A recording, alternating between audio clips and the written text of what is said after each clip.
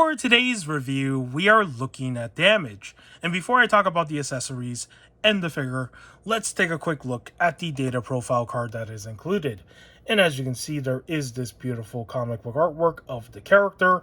And on the backside, you do have a read-up for who the character is. His real name is Grant Emerson, and it reads, "The boy who grew up to be Damage was the product of an in utero genetic experiment overseen by Vandal Savage on behalf of a company called Symbolics. The research bore fruit, and when the child was born, Savage had his mother killed and placed the infant called Grant Emerson with an abusive surrogate family.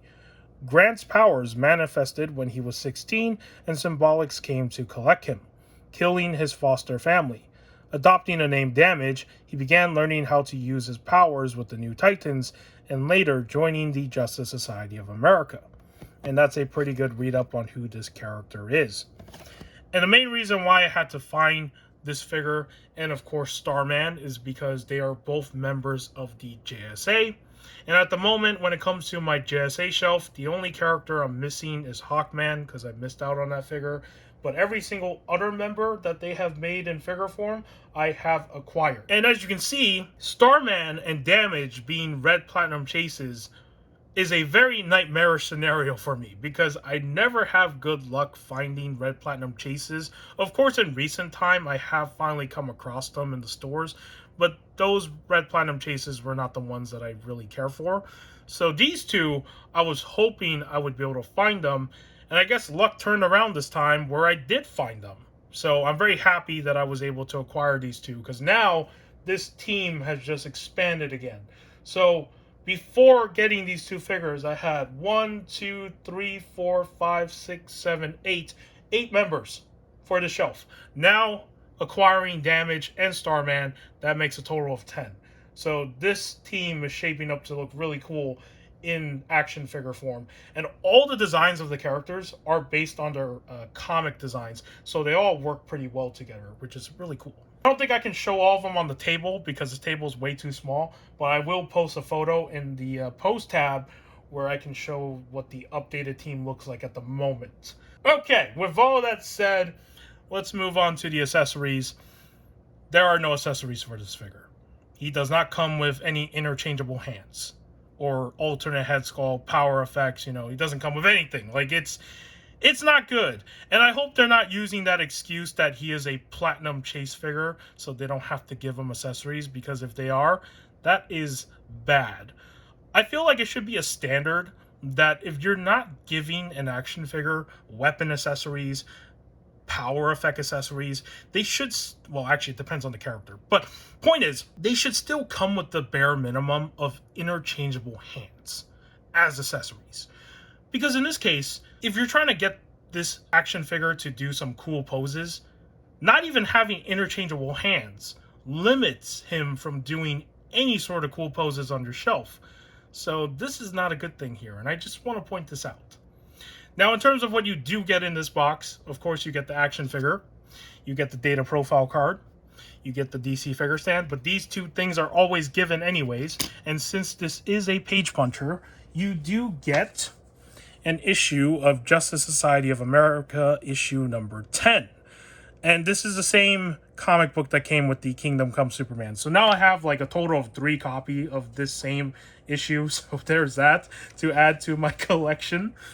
And what I like about the first 2 pages here, just to show this, is that on the bottom and the top row, they do show all the members of the JSA team.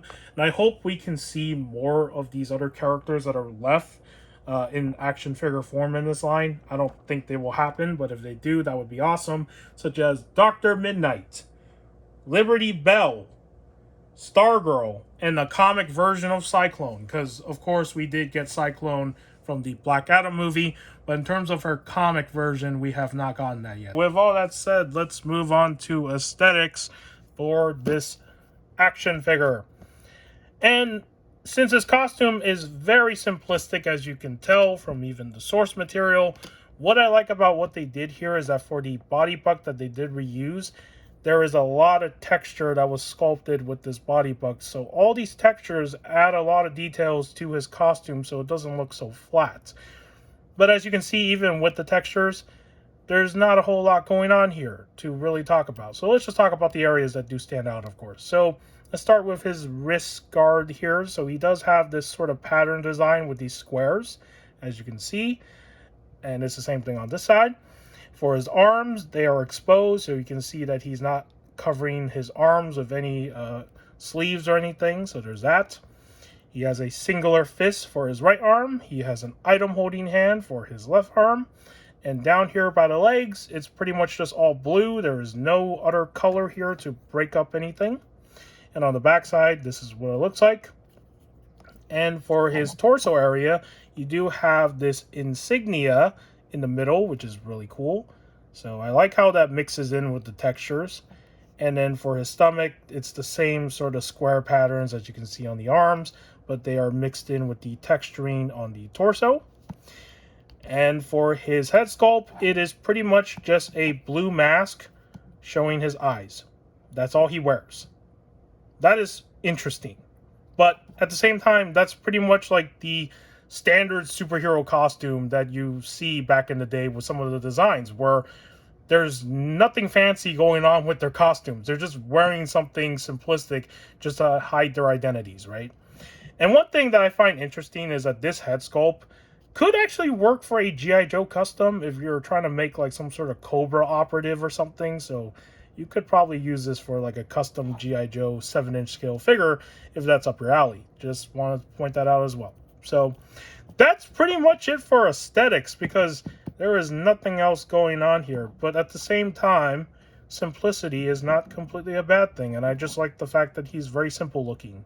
And he works really well with the other members, because once you see him with the other figures, when I post that photo in the post tab, if you do follow my channel, you will see how nice they go together, because there is this colorful variety here, as I would like to put this. So this is awesome. But there is the aesthetics of what he looks like, and that's pretty much it. And now let's move on to articulation. So I already shown the articulation for this figure mold before, but let's show it again. So when it comes to looking up, he can look up okay. Looking down, he can stare down at somebody if he wants to. Turning his head left and right, no problems. Tilting his head side to side, also pretty good. So when it comes to the articulation of his head sculpt, it's not too bad. For his arms, you can get them out into a T-pose, where you're a little bit higher, right? He can swing them back and forth like that, no problems. He does have swivel up here with the bicep. Also, I do want to point this out. I just noticed this right now. I guess you could say this is an aesthetics problem. So for his arms up here, even though it's like sleeveless, I still think that they should have sculpted this a little bit better. Now looking at it, actually, they should have like made this have like a sort of sleeve or something sculpted here so it doesn't look weird, because it kind of looks strange. It's like the cloth is going into the inside of his muscles on his arms. You get what I mean, right? It doesn't look right. Just want to point that out. I almost forgot to point that out right there. So, and I moved my camera a little bit, but that's not a problem. Okay, let's continue. So he does have double jointed in the arms, as you can see. And he does have, of course, the swivel in the hands and wrist articulation. Actually, is that, where is that? There it is. It does move, and there is swivel with the... I almost forgot what to call this. Dang it. It's the joint right there. Man, I'm fumbling today. But yeah, there it is. There's that. And moving on to the torso, he does have a little bit of movement right here, which is not the best. As you can see, it's really tight. I think it's just my copy. It's a new copy of the figure, so it's not going to move as freely. When it comes to leaning forward, you're not going to get much movement there. Leaning back, also not great at all, actually, so that's a problem. His waist down here does rotate, so that's not a problem. Leaning forward, nope. Leaning back, well, he can lean back pretty good, actually, so there is that. Down here for his legs, he can do the splits. Not exactly a full split, but you can get a full spread like that at least, so that's not too bad. He can kick out this high up, which is an okay kick. He does have double jointed in the legs. He does have swivel in the feet, and of course articulation and toe articulation. And when it comes to his thigh swivels, for the top part of his legs, they are frozen shut. But if you heat them up, they should be able to move. So, all right, that is pretty much it for the articulation for Damage. And now it's time for the main event where we bring in other members of the JSA to do comparisons. Of course, let's start with Starman. Here he is next to the other Red Platinum that was part of the same wave. And as you can see, they both share the same body buck and the same head sculpt. They are completely just the same figure. So yeah, there's that whole thing going on. And the only differences between them is just their design. So as you can see for Starman, he has a lot of sparkly effects going on his body because those are supposed to replicate the stars that are present on him. So that's pretty cool. And that's Starman. And for the next figure, here he is next to Jay Garrick. Hopefully he doesn't fall. We're good. There we go. As you can see, pretty cool. And now let's bring in Alan Scott Green Lantern. Moving on to Wildcat. Not too bad. I'm still getting used to this design for Wildcat because I've never seen this costume before, but yeah, it's growing on me and I don't actually hate it as much as I thought I would at the beginning. Because I'm still very used to that other design of Wildcat where he's wearing like a black color costume and his eyes are like yellow. You know which one I'm talking about. This one I'm not familiar with at all. Here he is next to Our Man, who came out recently. So yeah, it's pretty cool that we're getting more JSA members. This is awesome. And of course, let's bring in Mr. Terrific. And next, we have Commander Steel, or Citizen Steel, as it says in the comic book. I guess he has like different superhero names, like it changes over time. It goes from Citizen Steel to Commander Steel. I don't even know. But there is that character. Here he is next to Power Girl. I have her on a flight stand because this is how I have her displayed on the shelf. And of course, here he is next to Spectre, who is a member of the JSA. In one iteration, this character basically like changes throughout the course of DC history. He goes from being a member and eventually becomes literally a space god, I think. Or is he a god? I'm still very confused with this character's like entire lore. Okay, so I apologize. But yeah, there he is next to Spectre.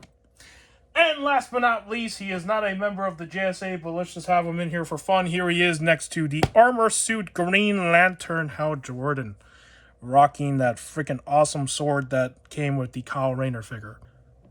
And that is going to be all the comparisons for today's review. And if you found today's review of Damage informative, do give this video a like. If you want to subscribe to the channel for more action figure content and whatever else I do on here, it would be much appreciated. And with that said, take care, and I will see you in the next video.